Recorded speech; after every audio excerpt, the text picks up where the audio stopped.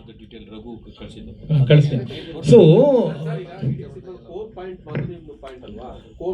Sir core point section ಗಳನ್ನ ಜಾಸ್ತಿ highlight ಮಾಡ್ತಾರೆ ಸೆಕೆಂಡ್ ಹಾಫ್ ಅಲ್ಲಿ. ಆ ಕೋರ್ಟ್ ಸೆಕ್ಷನ್ ಅಲ್ಲಿ ಈ ಮಕ್ಕಳಿಗೆ ಸಂಬಂಧಪಟ್ಟಂಗೆ ಏನು ಸೆಕ್ಷನ್ಸ್ ಗಳಿದೆ ಅದನ್ನ ಯಾಕೆ ಅಡಾಪ್ಟ್ ಮಾಡಬಾರ್ದು, ಇದ್ರ ಬಗ್ಗೆ ಎಲ್ಲ ಜಾಸ್ತಿ ಇದೆ ಮೇಡಮ್. ಅದರಲ್ಲಿ ನಮ್ಮದ್ರಲ್ಲಿ ಒಂದು ಪಾಯಿಂಟ್ ಇತ್ತು ಸೆಕೆಂಡ್ ಹಾಫ್ ಅಲ್ಲಿ, ಆ ಪಾಯಿಂಟ್ ಬಗ್ಗೆ ಹೇಳ್ತೀನಿ ಕೇಳಿ.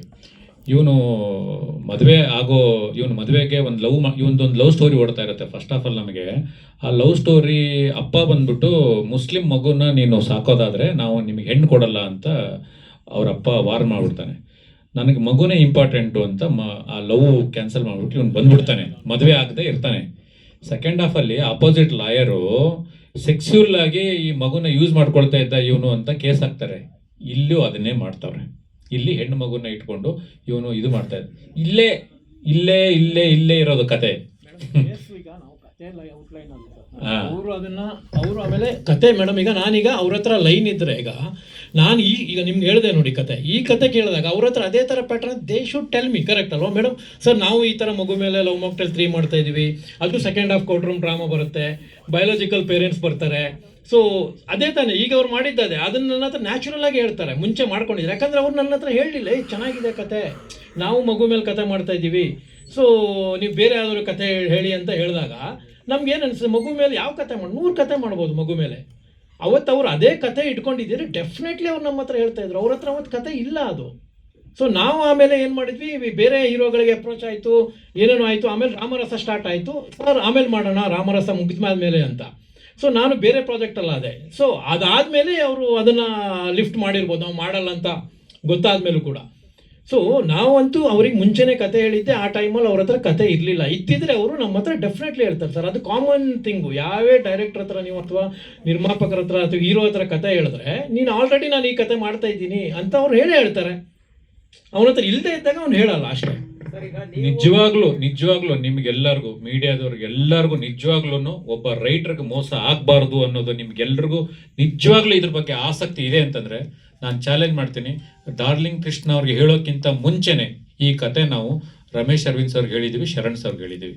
ನಿಜವಾಗ್ಲೂ ನಿಮ್ಗೆಲ್ಲರಿಗೂ ಮನಸ್ಸು ಇದೆ, ಒಬ್ಬ ರೈಟ್ರಿಗೆ ಅನ್ಯಾಯ ಆಗ್ತಾ ಇದೆ, ಒಬ್ಬ ರೈಟ್ರಿಗೆ ಅನ್ಯಾಯ ಆಗಬಾರ್ದು ಅಂತ ನೀವೇನಾದ್ರೂ ಇದ್ರೆ ದಯವಿಟ್ಟು ರಮೇಶ್ ಅರವಿಂದ್ ಸರ್ನ ಮತ್ತು ಶರಣ್ ಸರ್ನ ಓಪನ್ ಆಗಿ ಮಾತಾಡಕ್ಕೆ ಹೇಳಿ. ನಮ್ಮ ಡೈಲಾಗ್ ರೈಟರ್ ರಘು ನಿಡುವಳ್ಳಿ ಇದ್ದಾರೆ.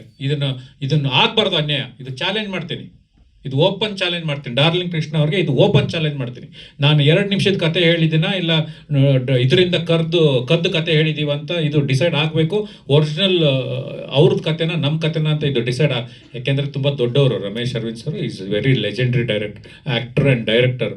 ನಾನು ಕರೆಯೋಕ್ಕಾಗಲ್ಲ. ಆದರೆ ನಿಮಗೆಲ್ಲರಿಗೂ ಮೀಡಿಯಾದ ಬದ್ಧತೆ ಇದೆ.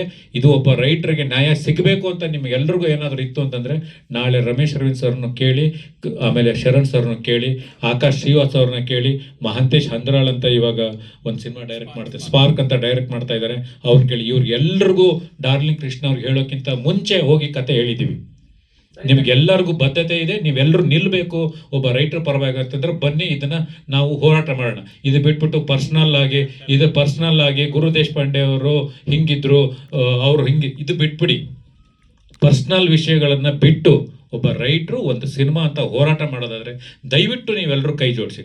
ಅದನ್ನು ಬಿಟ್ಬಿಟ್ಟು ಗುರು ದೇಶಪಾಂಡೆಗೆ ಹಿಂಗೆ ಫ್ಲ್ಯಾಶ್ ಬ್ಯಾಕ್ ಇದೆ, ಗುರು ದೇಶಪಾಂಡೆ ಜೊತೆ ಹಿಂಗೆ ಸೇರೋಕ್ಕಾಗತ್ತೆ, ಈ ಥರ ನಾಟಕಗಳೆಲ್ಲ ಮಾಡಬೇಡಿ. ಈ ಥರ ನಾಟಕ ನಾನು ಮಾಡೋಕ್ಕೆ ಸ್ಟಾರ್ಟ್ ಮಾಡಿದ್ರೆ ನಾನು ಬೇಜಾರು ನಾಟಕ ಮಾಡೋಕ್ಕೆ ಸ್ಟಾರ್ಟ್ ಮಾಡ್ಬೋದು. ಇದು ಬೇಡ ನನಗೆ. ನಾನು ಮಾಡಿದ್ದೀನಿ, ತುಂಬ ಏನು ತಪ್ಪುಗಳನ್ನು ಮಾಡಿದ್ದೀನಿ. ನಾನಿವತ್ತು ಮೀಡಿಯಾ ಎಲ್ಲರ ಮುಂದೆ ಹೇಳ್ತೀನಿ.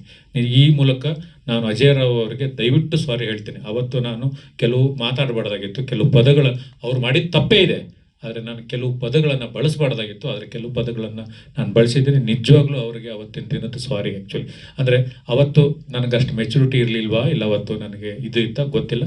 ಆದರೆ ದಯವಿಟ್ಟು ಅಜಯ್ ಅವರು ಇದನ್ನು ನೋಡಿದರೆ ದಯವಿಟ್ಟು ನನಗೆ ಕ್ಷಮಿಸಿ. ಆದರೆ ಬಿಕಾಸ್ ಯಾಕೆಂದರೆ ಆ ತಪ್ಪೇ ಅವತ್ತು ಅವ್ರು ಮಾಡಿದ್ದು ತಪ್ಪು. ಆದರೆ ಆ ಕೆಲವು ಪದ ಬಳಕೆಗಳನ್ನು ನಾನು ಮಾಡಬಾರ್ದಾಗಿತ್ತು, ಮಾಡಿದೆ.